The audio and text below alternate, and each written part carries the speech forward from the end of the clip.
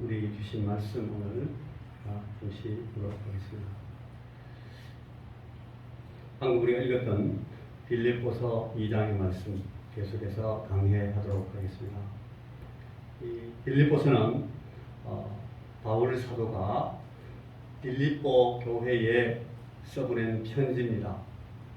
편지에는 늘 이 편지를 써보낸 발신인의 마음과 뜻이 일관되게 나타나 있기 마련입니다. 우리는 지금 빌립보서를 그런 이 상식적인 관점에서 접근하면서 그 요지를 살펴보고 있는 중입니다. 이런 견지에서 봐서 빌립보서의 가장 우선적인 주제는 교회의 하나됨이라는 가르침이었습니다.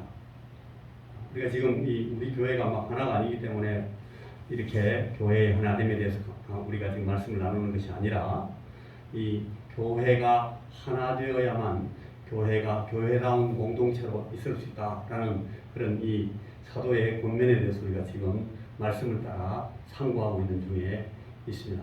여러분, 이 독특한 식민도시 빌립보에 세워진 교회가 밖으로는 끝없는 적대자들의 박해를 받고 있고 안으로는 안타까운 내분에 봉착해 있었기 때문에 이 바울 사도가 빌립보 교회에 하나 되어야 할 필요성에 대해서 강조하고 있다라는 말씀을 우리가 생각해 봤었습니다. 그래서 1장 29절 그리고 30절 내용을 보면 믿음 안에 굳게 설 것을 바울 사도가 단단히 권고합니다. 그런데 믿음 안에 서는 일을 위해서 오직 너희는 그리스도의 복음에 합당하게 생활하라. 생활하라는 말이 정치하라. 이 로마 식민도시에 건설되어 있던 이 빌립보를 향해서 빌립보의 삶, 빌립보의 생활, 빌립보에서의 그 삶 자체가 정치적인 그런 용어로 설명이 된다고 제가 말씀을 드렸습니다. 이 한 마음과 한 뜻으로 복음의 신앙을 위하여 협력할 것을 이 믿음 안에 굳게 설 것을 권고하면서 바울 사도가 설명했습니다.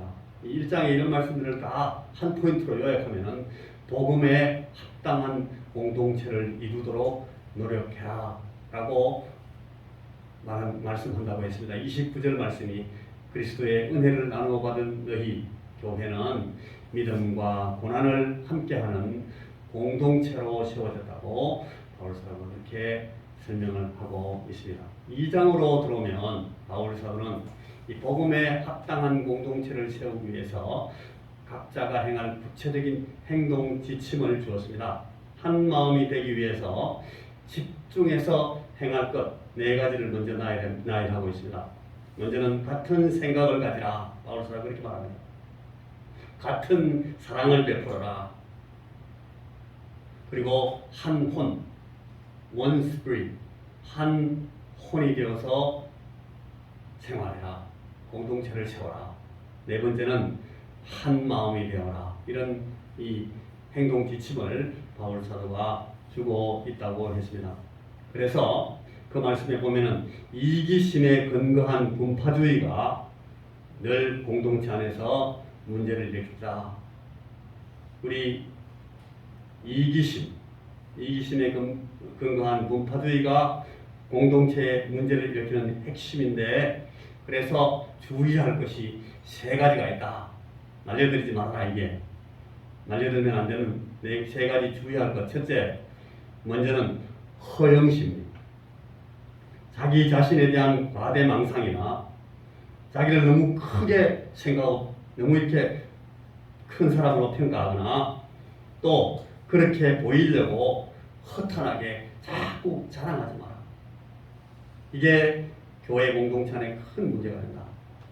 2번째, 대신에 겸손한 마음을 가져라. 겸손한 마음을 가져야 남들을 자신보다 더 낮게 여길 수 있게 되고 겸손한 마음을 가져야만 이 이기심에 근거한 분파주의에 빠지지 않게 된다. 그리고 3번째는 또한 각자 자신들의 것들만 돌아보지 말고 남의 것들도 돌볼 것을 그렇게 말씀합니다.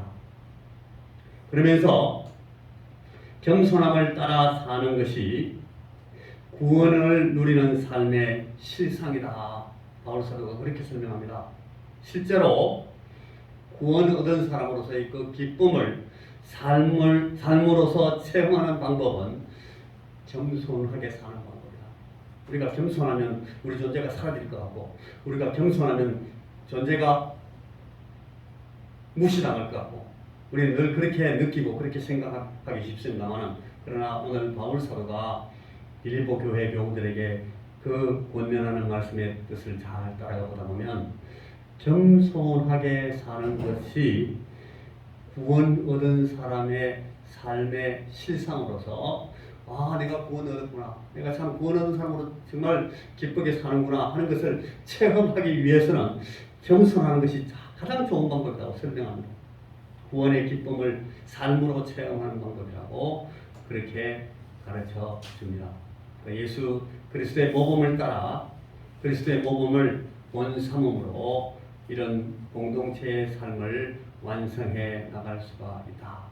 그래서 이 그리스도 찬송시, 우리가 유명하게 아는 빌립보서 2장의 그리스도 찬송시를 우리가 생각해 보았습니다. 그 그리스도 찬송시는 아담 기독론의 주요 본문이라고 제가 말씀을 드렸습니다. 지난 시간까지 우리가 생각했던 이 말씀의 내용들을 제가 잠시 요약해 드렸습니다. 그래서 주님, 우리 예수 그리스도의 자기를 낮추심, 그리고 자기를 희생하심이라는 모범에 따라서 공동체적인 삶을 살아갈 것을 권면하는 이 사도께서는 이제 구체적이고 실제적이며 눈에 보이는 신뢰로서 자신과 자기 동력자들인 이 디모데 그리고 에바브로디도 이 세 사람의 실제 인생을 제시하면서 예수 그리스도의 자기를 낮추심 그리고 자기를 희생하심이라는 모범을 설명합니다. 바울 사도가 늘 우리에게 자주 말씀하시는 말씀의 그 어투가 이렇습니다. 내가 주 예수 그리스도를 본받은 자 된 것 같이 너희들은 나를 본받아라. 바울이 이런 말을 하기 위해서는 바울 사도가 얼마나 자기를 쳤겠습니까? 얼마나 자기를 낮추었겠습니까? 얼마나 자기를 희생했겠습니까? 자기의 희생과 자기를 낮추는 그 아주 그리스도를 따르는 그 용기 있는 그런 삶을 통해서 바울은 제자들에게 내가 그리스도를 본받은 자 된 것 같이 내가 주님의 십자가의 고통을 그리스도의 남은 고난을 내 육체에 채우노라 라고 말하면서까지 자기를 낮추면서 희생하면서 제자들에게 말합니다. 내가 그리스도를 본받은 자 된 것 같이 너희는 나를 본받아라. 제가 이 말씀을 준비하면서 여러분 여기 주님 예수 그리스도의 자기를 낮추심 그리고 자기를 희생하심이라는 모범으로 우리의 공동체적인 삶을 세울 수 있다. 그런 말씀을 묵상하다가 문득 생각나는 게 있었습니다. 제가 얼마 전에 우리 여기 이장모님하고 같이 농촌 귀촌을 위해서 영농하려는 그런 젊은 사람들하고 같이 교육을 한동안 받았는데 여러분 처음에 우리가 교육받으러 갈 때 생각했던 것은 이 농사가 너무너무 어려워서 농사 짓는 걸 배워야만 이 귀농귀촌이 가능하구나 그렇게 생각했습니다. 그런데 거기 가서 교육을 받다가 쭉 내용을 들어보면서 거기 참석한 사람들하고 다 이야기하고 강의 중간중간에 나오는 내용들을 가지고 질문하고 토의를 하다 보니까 이 젊은이들이 귀농에서 봉착할 가장 어려운 어려운 문제를 뭘로 보고 있는가 하면 이 농촌마다 각 지역이 조금씩 차이가 있겠습니다만 그 농촌마다 이 들어오려고 하는 새롭게 들어오려고 하는 젊은 사람들에 대해서 문을 걸어 잠가버린대요. 안 그럴 것 같은데요. 우리 동네는 젊은 분 오면 되게 환영할 것 같은데 제가 그렇게 말해보니까 그분들이 하는 말씀이 안 그렇습니다. 목사님이라서 그런 거예요. 우리가 경험한 바로는 어떤 마을이든지 이 토착민들이 폐쇄적으로 막아버려요. 자리를 안 준대요. 그걸 뚫고 들어가는 것이 가장 어렵다. 야, 그게 정말로 그럴까? 저는 그런 생각을 했습니다. 근데 그게 왜 그런가 하면, 이 내가 갖고 있는 이 기득권이나 내가 지금까지 보존하고 있는 나의 권리나 나의 내가 보유하고 있는 이 권한을 절대 양보하지 아니하려고 하기 때문에 그렇습니다. 제가 그런 생각을 했습니다. 우리 오늘 농촌교회도 마찬가지입니다.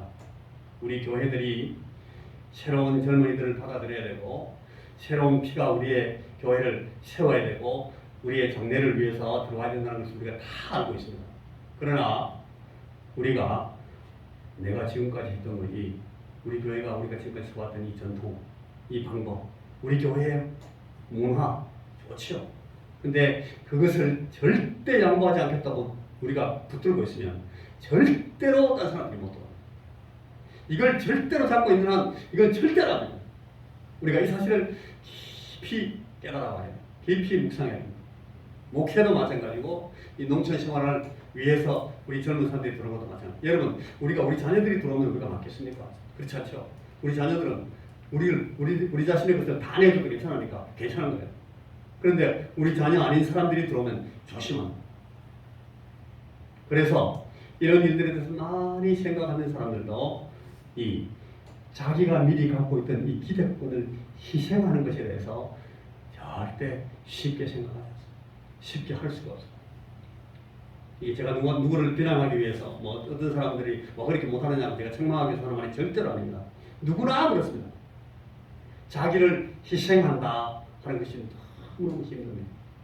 여러분, 그런데 오늘 우리 교회 안에서 일어나는 일들을 실제로 생각해 보면 제가 이런 말을 우리 여러분들과 나눠도 괜찮다고 생각합니다. 주의 말씀 앞에서 하나님 앞에서 나누는 말씀이니까 절대 여러분 시험 받지 말고 들으십시오. 이 교회 안에서 말이 돌아갑니다. 말이 가장 어려움이 여기에 있습니다. 교회 안에서 이렇게 사람들끼리 분쟁이 생기고 우리의 교통에 문제가 생기고 우리 교제 안에서 어려움이 생기는 제일 중요한 그 요인이 뭔가 하면 실제로는 말입니다. 말이 들어가는데 말하는 사람이 있습니다. 이상하게 말만 하면 사고를 냅니다. 말만 하면 싸움을 일으킵니다. 그런 말이 있어요. 그런데 여러분, 이 말이 돌아갈 때 누가 희생하겠습니까? 말하는 사람이 희생합니까? 말 듣는 사람이 희생할 수 있습니다. 여러분 어떻게 생각하십니까? 말하는 사람이 희생하는 사람입니까? 아니면 말 듣는 사람이 희생하는 사람? 대부분의 경우에 말하는 사람보다는 말 듣는 사람이 희생하게 됩니다. 그러면 여러분, 말을 잘 해야 되겠습니까? 말을 잘 들어야 되겠습니까? 이게 아주 제가 이렇게 생각해 보니까 굉장히 문제는 간단합니다. 말을 잘하는 거, 그거는 어차피 그 사람이 말 잘해야 됩니다. 그런데 말 잘 듣는 것이 굉장히 중요합니다. 여러분, 이런 말 있잖아요.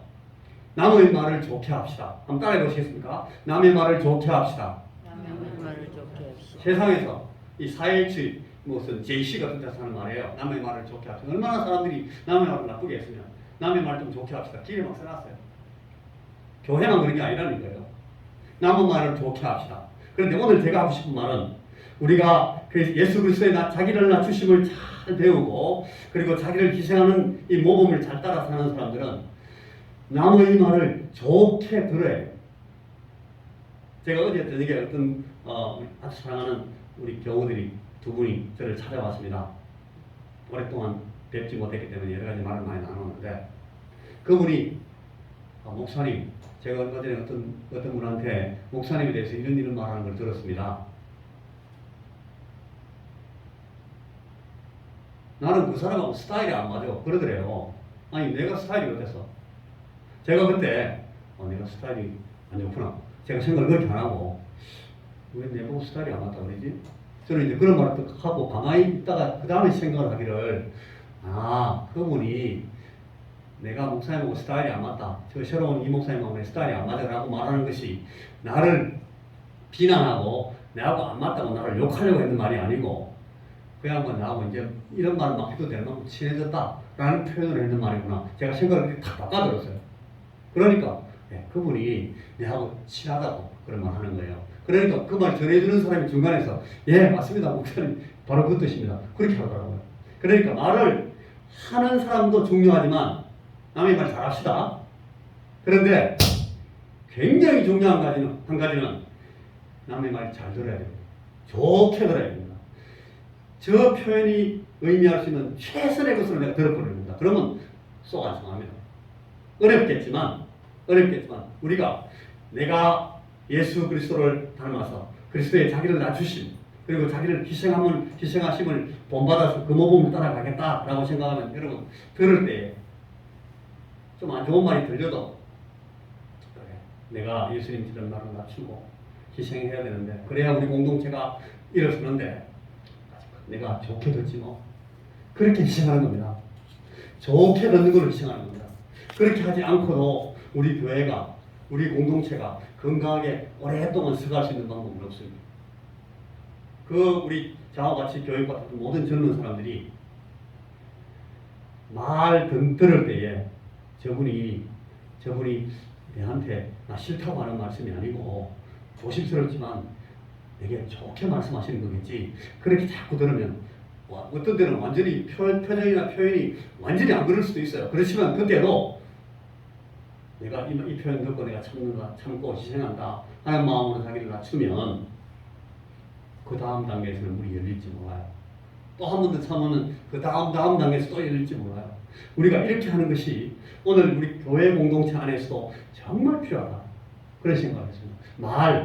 말이 돌아갑니다. 말 없을 수는 없어요. 항상 말하니까. 말이 적은 분도 있고 말이 많은 분도 있어요. 저는 제가 모시고 있는 우리 권사님들이 이런 일에 대해서 상당히 이렇게 고인들처럼 완전히 신성같이 되어 있는 분들을 우리 권사님들 제가 모시고 있어요. 저분은 어떻게 저럴 수가 있지? 여러분 우리 교회 권사님들이 그래요. 우리가 다 그런 걸 제대로 배우기만 하면 우리가 나이 조금 더 들면 그렇게 될 수 있어요. 신선이 될 수 있다고 도인이 될 수 있어요. 우리 젊은 분들이 이런 생각을 가지고 들어와야 여기 자리 잡을 수 있고 여러분 우리 사랑하는 교회 안에 있는 우리 성도님 여러분들은 이런 고민 이런 부담을 갖고 저 사람들이 들어오는구나 하고 이해를 해주셔야 그들이 들어올 탁다분을 찾을 수가 있어요. 말에 대해서 지금 제가 아주 실제적인 그런 상황을 나누는데 이거 또 제가 말하는 걸 고깝게 들으시면 안 됩니다. 좋게 들으셔야 됩니다. 그래야 이거 오해 안 합니다. 좋은 말을 제가 했습니다. 말도 좋게 했는데 그다가 더 좋게 들어버리면 정말 좋은 말씀이 될 수 있는데 여러분 우리가 이 말을 교회 안에서 잘 들어야 됩니다. 오늘은 제가 말 잘합시다 라는 말 하지 않고 말 잘 들읍시다. 좋게 들읍시다. 그 말을 꼭 하고 싶은 거예요. 그게 우리 공동체 안에서 우리 공동체를 세울 수 있는 매너가 될 수 있다고 제가 지금 여러분들에게 말씀하고 있습니다. 자 이제 바울 사도가 구체적이고 실제적이면서 눈에 보이는 실례로서 자신과 자기 동역자들인 디모데와 에바브로디도를 제시해 보입니다. 주님은 지금 부활하셔서 성천하시고 하나님 보좌 우편에 계시기 때문에 직접 눈으로 안 보여요. 그러나 지금 사도와 그리고 디모데, 에바브로디도는 빌립보 사람들의 눈에 탁 보입니다. 그 사람들에게 이 구체적이고 실제적인 그런 모범으로 지금 제시하고 있는 것이 이 이름들입니다. 여러분 하나된 교회 오늘 7번째 시간인데 오늘 말씀은 두려워하며 떠는 이유입니다. 여러분 우리가 우리의 공동체를 채우기 위해서 우리 교회를 하나가 되게 하기 위해서는 우리가 두려워하고 떨어야 된다고 오늘 이 본문 말씀에 말씀하고 있습니다.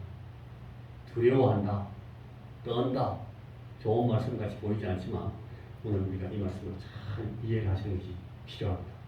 자, 12절, 13절 오늘 우리가 읽었던 12절, 13절은 여러분 한 문장이에요. 사실 오늘 본문은 12절과 13절이거든요. 14절은 그 뒷문장으로 따라 붙는 구절입니다. 여러분 12절, 13절 아까 우리가 읽었던 그 본문의 말씀의 키워드는 구원을 이루라 할 때에 구원입니다.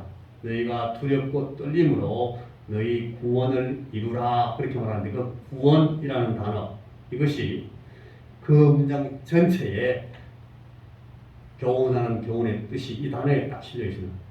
그러므로 나의 사랑하는 자들아 너희가 나 있을 때뿐 아니라 더욱 지금 나 없을 때에도 항상 복종하여 두렵고 떨림으로 너희 구원을 이루라 그렇게 되어 있어요. 너희 안에 행하시는 이는 하나님이시니 자기의 기쁘신 뜻을 위하여 너희에게 소원을 두고 행하게 하시나니. 저 본문을 번역할 때에 저 항상이라는 위치, 항상이라는 우리말 부사의 위치하고 너희에게 소원을 두고 행하게 하시나니 이걸 문장 안에 자연스럽지 못하게 번역을 해가지고 지금 우리가 이 말씀을 정확하게 보지 못하게 되어 있습니다.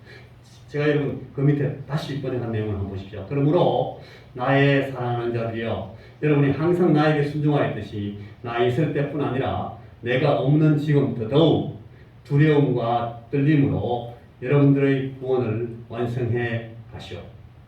항상이라는 부사의 위치가 저기가 맞습니다. 그리고 하나님께서 여러분들 가운데서 일하셔서 하나님 기뻐하시는 삶을 살려는 의지도 갖게 하시고 그 일 할 수 있는 능력도 갖게 해주고 계시니까요. 이렇게 번역이 되는 게 정확한 문제예요. 다시 한번 해봅니다. 그러므로 나의 사랑하는 자들아 너희가 나 있을 때뿐 아니라 더욱 지금 나 없을 때에도 항상 복종하여 두렵고 떨림으로 너희 구원을 이루라. 너희 안에 생하시는 이는 하나님이시니 자기의 기쁘신 뜻을 위하여 너희에게 소원을 두고 행하게 하시나니. 저렇게 해놓은 그 번역은 여러분 저게 사실은 굉장히 많이 사용되는 아주 암송을 많이 하는 구절 중에 하나 있어가지고 소원을 두고 행하게 하시나니 저걸 졸업 문맥에서 아니고 다른 문맥을 떼가지고 막 번역하는 분들이 많이 있어요. 자, 잘 보십시오. 그러므로 나의 사랑하는 자들이여 여러분이 항상 나에게 순종했듯이 나 있을 때뿐 아니라 내가 없는 지금 더더욱 두려움과 떨림으로 여러분들의 구원을 완성해 가시오. 두려움과 떨림으로 여러분들의 구원을 완성해 가시오. 하나님께서 여러분들 가운데서 일하셔서 하나님 기뻐하시는 삶을 살려는 의지도 갖게 하시고 그 일을 할 수 있는 능력도 갖게 해 주고 계시니까요. 이게 제대로 된 번역이에요. 잘 보시겠습니까? 여러분들이 두려움과 떨림으로 여러분의 구원을 완성해야 합니다. 내가 어떻게 이 말을 할 수 있는가? 하나님께서 여러분들 마음 가운데 하나님 기뻐하시는 일, 그런 삶을 살 의지도 하나님께서 주시고 그리고 그렇게 살 능력도 하나님께서 주고 계시니까 두렵고 떨림으로 여러분들의 구원을 완성할 수 있습니다. 라고 이 말씀이 우리에게 얘기하고 있는 거예요. 자, 두렵고 떨림으로 여러분들의 구원을 완성해 가시오 할 때에 이 구원, 소테이라, 이 구원이라는 의미는 여러분 그 1장, 우리 아까 지난번에 봤던 1장 27절에서 바울이 말하고 있었던 내용,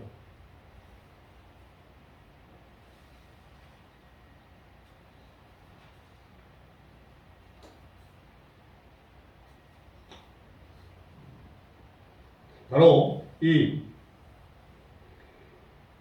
교회 공동체의 안녕, 교회 공동체의 안녕을 이루어 나가는 그것을 지금 바울이 구원이라는 말로 쓰고 있어요. 구원이 우리가 예수 믿고 구원받아서 하나님 앞에 가고 이 구원이 아니라 저 본문에서의 구원, 소테리아라는 말의 뜻은 공동체, 교회 공동체의 안녕을 이루어 나가는 뜻이에요. 아주 사회학적 개념의 구원을 설명하고 있습니다. 1장 19절에 보면 여러분 1장 19절에 보면 너희의 간구와 예수 그리스도의 성령의 도우심으로 나를 구원에 이르게 할 줄 아는 거로 바울이 거기서는 이 구원이라는 말의 뜻을 예수 믿고 천당하는 구원으로 쓴 게 아니고 바울이 고 1장 19절에서는 그 구원이라는 말의 뜻을 자신의 무죄 석방, 자기가 무죄로 석방되는 사실, 그걸 구원이라고 쓰고 있어요. 1장 19절에서는 그렇게 쓰고 있고 지금 1장 27절에는 그 구원이라는 개념을 바로 교회 공동체의 안녕이라는 그런 사회적인 개념으로 쓰고 있어요. 방금 그 우리 오늘 본문에서 쓰고 있는 내용입니다. 이 빌립보서의 독자들은 자신들의 교회 공동체의 안녕을 도모해 나가되 두렵고 떨림으로 하라는 겁니다. 여러분 이 말씀의 뜻을 아시겠습니까? 어렵게 생각하시지 말고 제 말씀을 정확하게 이해하실 수 있습니다. 우리 빌립보의 이 바울 사도의 편지를 받는 그 독자들은 자신들의 교회 공동체의 안녕을 교회가 평안하고 교회가 공동체가 온전히 바르게 서가는 그런 이 교회 공동체의 안녕을 도모해 나가되 그 일을 두렵고 떨림으로 하라는 겁니다. 두렵고 떨림으로 그 구원을 이루어 나가는 겁니다. 교회 공동체의 안녕을 이루어 나가는 무슨 말인가 하면 이 두렵고 떨림으로 하라는 말의 뜻은 하나님의 최후 심판자리를 의식하면서 책임성 있게 행동하라는 강조입니다. 여러분 우리가 오늘 교회 공동체의 안녕을 도모하는 우리의 태도에 대해서 주님께서 하나님의 최후 심판자리에서 따지시겠다는 한번 확인해 보시겠다는 우리가 어떻게 오늘 우리 교회 공동체의 안녕을 우리가 희생하면서 우리 주님의 모범을 따라 자기를 낮추면서 두렵고 떨림으로 우리 교회 공동체의 안녕을 도모했는가에 대해서 하나님의 최후 심판자리에서 책임을 묻겠다는 거예요. 그거에 대해서 의식하면서 조심하라. 무시무시한 얘기입니다. 생각보다 훨씬 더 심각한 얘기입니다. 여러분 고린도전서 3장 17절에 그런 말씀이 나옵니다. 누구든지 하나님의 교회를 파괴하면 하나님이 그를 파괴할 것입니다. 말씀이 그렇게 되어 있어요. 하나님의 교회에 대해서 하나님의 교회 공동체의 그 안녕을 도모하는 일에 대해서 주님께서 저만큼 심각하게 말합니다. 사도의 이 말씀을 우리가 조심해서 그래요. 교회가 오늘 많은 교회들이 이런 아주 기본적인 사실들을 이탈해버리기 때문에 그런 교우들이 교회 안에 탁탁 박혀있기 때문에 교회가 다 깨져버립니다. 교회 공동체 치고 편안하게 가는 교회 공동체가 더 많은 것이 아니라 엉망이 되어 있는 교회 공동체가 훨씬 더 많습니다. 지난 주일날 우리 교회 오셨던 어떤 분이 내가 어떤 교회에 있는데 우리 교회 지금 개판이에요. 왜 그렇게 되셨겠습니까? 두렵고 떨림으로 하지 않았기 때문에. 교회 공동체의 안녕을 도모하기 위해서 두렵고 떠는 마음이 없어요. 예수님께서 나중에 따지실 거라는 것에 대해서 생각을 안 하는 거예요. 책임지겠다고 생각 안 해. 아무렇게나 해버리는 거예요. 아무렇게나 말해버리고 아무렇게나 들어버리고 그리고 막 화내버리고 싸워버리고 공동체가 일어설 수가 없습니다. 누구든지 하나님의 교회를 파괴하면 하나님이 그의 인생을 파괴할 것입니다. 고린도전서 3장 17절 무시무시한 것입니다. 여러분 우리의 그릇된 사상이나 우리의 이기적인 태도 우리의 부도덕한 행동으로 교회에 분란을 야기하거나 교회를 약화시키는 일을 하면 최후의 심판자리에서 심각하게 책망을 받고 고린도후서 3장 17절 말씀에 의하면 멸망에 이를 수가 있습니다. 두렵고 떨리는 마음으로 근신 삼가함으로 교회 생활에 참여하라고 아주 엄중하게 정말 조심스럽게 우리에게 교훈하고 있는 말씀입니다. 무시무시한 말씀이죠. 그래. 여러분 제가 이 세 가지를 적용해 놨습니다. 우리의 그릇된 사상, 우리 생각이 비뚤어져 있으면 이런 일 만들 수 있어요. 또 우리가 이기적인 태도, 오늘 그 말씀 본문의 말씀, 자기를 너무 내세우고 자기만을 지키는 이기적인 태도, 자기 자랑하는 그런 태도, 그리고 부도덕한 행동으로 이 세 가지 이유로 교회에 분란을 야기시켜요. 보통. 그래서 교회를 약화시키는 일을 하면 최후 심판자리에서 하나님이 책망하신다는 사실을 조심스럽게 들어요. 그래서 두렵고 떨리는 마음으로 이 공동체의 안녕을 도모하라는 거예요. 구원을 이뤄나가는 거예요. 두렵고 떨리는 어떻게 두렵고 떨리지 않을 수 있겠습니까? 제가 이런 말씀을 듣고 목사라고 어떻게 안 두렵고 떨릴 수 있겠어요? 야 이거 잘못하면 큰일 나는 거네. 두렵잖아요. 두렵고 떨리는 마음을 가지고 근신삼가함으로 교회 생활에 공동체 생활에 참여하라고 지금 이 바울 사도가 우리에게 말하고 있어요. 너무너무 조심스럽습니다. 너무너무 두렵습니다. 떨립니다. 내 사상을 함부로 말하면 안 됩니다. 그러니까 내 사상을 다른 사람에게 함부로 막 집어넣으면 안 됩니다. 교회 안에서 내가 내 가진 내 이기적인 태도로 마음대로 막 어필하면 안 돼요. 그게 무시무시한 결과를 낳는다니까요. 그리고 우리가 함부로 교회 이름, 교회 교직자의 이름으로 성직의 이름을 가지고 교인으로 나타나가지고 부도덕한 행동을 막 해가지고 그게 교회 분란을 야기시키면 이거는 그냥 개인적으로 사고치는 거하고 다르다는 거예요. 두렵고 떨어야 돼요. 두렵고 떨림으로 상관합니다.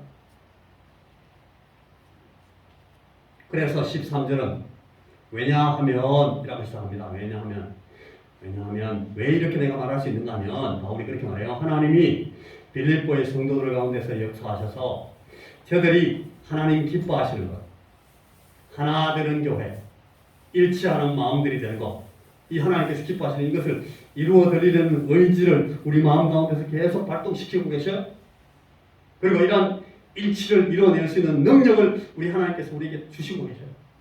그래서 우리가 그 의지를 발동시키고 또 그 능력을 하나님께 받은 그 능력을 가지고 우리가 섬기기 시작하고 우리 자신을 희생시키고 우리 자신을 낮추기 시작하면 이 구원, 이 공동체의 안녕을 이루어 나갈 수가 있다라고 지금 13절 이야기합니다.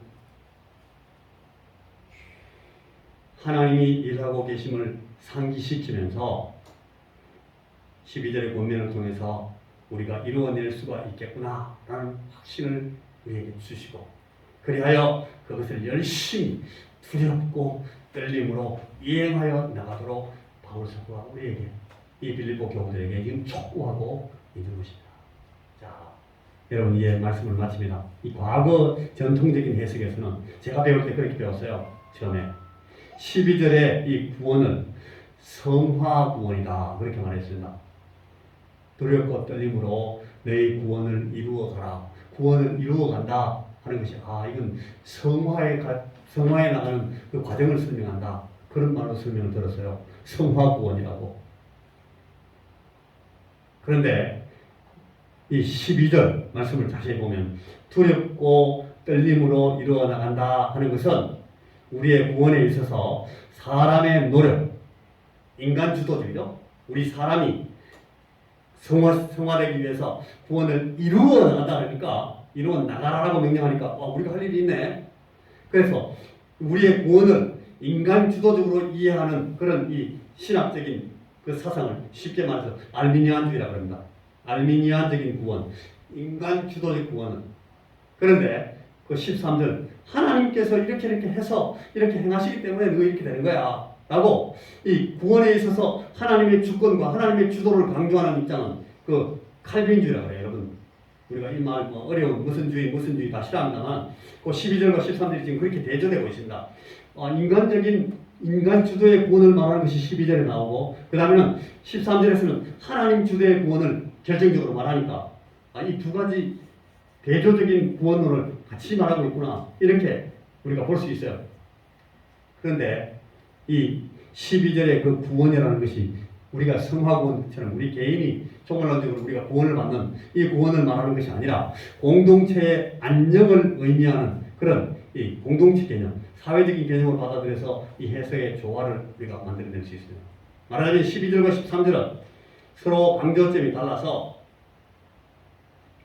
모순으로 보이지만 그러나 이것은 구원론의 두 관점이 오히려 더 온전한 균형을 이루어내는 조화를 보여주고 있습니다. 하나님께서 우리에게 오늘 주의 말씀을 통해서 우리에게 지시하시는 그 명령의 뜻, 이 내용을 우리가 저런 관점에서 잘 보시기 바랍니다. 이 바울 사도가 오늘 주는 교훈이, 본문에서 주는 교훈이 이겁니다. 우리는 개인적이건 공동체적이건 우리의 성화, 거룩하게 되는 우리의 성화를 위해서 두렵고 떨림으로 하나님의 심판이 있음을 의식하여 긴장을 유지하면서 노력해야 된다. 이게 아주 옛날에 전통적인 구원론 개념을 가지고 제가 설명하고 있습니다. 하지만 우리가 우리의 생활을 위해 살 수 있는 것은 오직 미리 우리 안에 오셔서 일하시는 하나님의 은혜 덕분에 그것이 가능하다 하는 것을 아는 것입니다. 친히 우리 의지를 발동시키시고 우리에게 감당할 능력을 에너지를 우리에게 계속 주셔서 거룩함에 다다를 수 있도록 된다 하는 것을 우리가 인정하는 것입니다. 그래서 이 거룩함을 추구하려는 이 오해의 양극단을 우리가 이 시간에 생각해 볼 수 있습니다. 첫째, 하나님의 은혜에 의지하지 않고 인간적인 결의와 노력에만 집중하면, 하나님 은혜에 의지하지 않고 내가 내 구원을 이룰 수 있어요, 이루겠어요 하고 집중하면 곧 우리가 금방 불완전한 인간성의 한계에 부딪혀서 안 되는구나 절망하고 실망하게 됩니다. 인간이 수도를 해가지고 수양해가지고 절대로 구원에 이르지 못하니까요. 그리고 둘째, 하나의 극단은 앞에 그거고, 두 번째 극단은 이겁니다. 하나님의 은혜에 의존한다. 그러면 하나님께서 은혜 주셔서 내가 거룩하게 되겠지. 그렇게 하면서 아무것도 하지 않는 거야. 그냥 하나님 어떻게 하시겠지 뭐. 대체라. 그러면은 이 성화의 의지와 목적 그리고 능력도 베푸시는 하나님의 그 은혜를 저버리는 것이 됩니다. 방탕에 빠지고 방종에 들어가야 됩니다. 그것도 역시 하나의 극단이라서 절대 거룩함에 이르지 못하게 된다 하는 겁니다. 그러므로 하나님의 은혜에 대한 칼빈주의적인 이해가 없는 알미니안주의, 인간 본위주의, 인본주의에 빠지면 실패합니다. 하나님이 우리가 열심히 노력해야 되는 거지 은혜가 어디 있어? 내가 열심히 해서 내 구원을 이루어야지. 실패합니다. 우리 인간들은 너무나 나약하게 돼요. 그리고 또 하나, 거룩함을 향한 그런 인간적인 노력이 전혀 없는 이 말도 안 되는 칼빈주의가 있어요.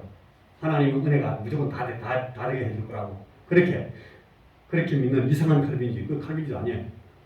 그런 것 역시 하나님의 은혜를 헛되게 만드는 것입니다. 이것이 오히려 실패하게 하는 방법. 여러분, 오늘 우리에게 바울 사도가 두렵고 떨림으로 너희 구원을 이루라 라고 권면합니다. 그리스도의 복음에 합당하게 생활하여 하나된 공동체를 세워나가십시오. 겸손히 주님의 복음을 따라 자기 희생의 사랑으로 한 마음이 되어야 됩니다. 말을 잘 들읍시다. 좋게 들읍시다. 그리고 마지막 날 주님 앞에 설 때에 우리 공동체의 안녕을 위해서 우리가 책임있게 행동하였음을 우리 주님께 보여드릴 수 있도록 오늘 우리가 두렵고 떨리는 긴장을 유지하면서 우리 공동체에 생활하고 우리의 이 구원, 공동체의 안녕을 조심스럽게 이루어 나가야 되겠습니다. 이것이 오늘 바울 사도를 통해서 주님께서 우리에게 주시는 하나님의 말씀입니다. 기도하겠습니다. 하나님, 우리에게 오늘 주시는 주의 말씀, 이 너무너무 구체적이고 실제적인 주님의 교훈을 우리가 조심스럽게 듣게 하옵소서. 두렵고 떨림으로 우리 공동체의 안녕을 이루어내는, 구원을 이루어 나가는 그런 우리 사랑하는 21세기 원성교회에 속한 모든 성도들이 되도록, 우리 사랑하는 모든 교우들이 되도록, 오늘 이런 교우들이 충만하고 풍부한 우리 한국 교회가 되도록 주께서 은혜를 베풀어 주옵소서. 주님, 우리 속에서, 우리 가운데서 날마다 일하고 계시는 주님의 그 은혜를 힘입어서 우리가 이 주님의 공동체, 주님의 교회를 바르게 세우기 위한 의지에 충실하게 발동하게 하시고, 또한 우리 주님 우리에게 늘 이 하나 되게 하고 또 온전히 주의 공동체를 거룩하게 세워나가도록 우리에게 힘 주시는 그 능력을, 그 에너지를 받아서 우리가 주님 앞에 순종하면서 두렵고 떨림으로 이 구원을 이루어 나가게 우리에게 축복하시고 은혜를 베풀어 주옵소서. 우리 주님 예수 그리스도 이름으로 기도하옵나이다. 아멘.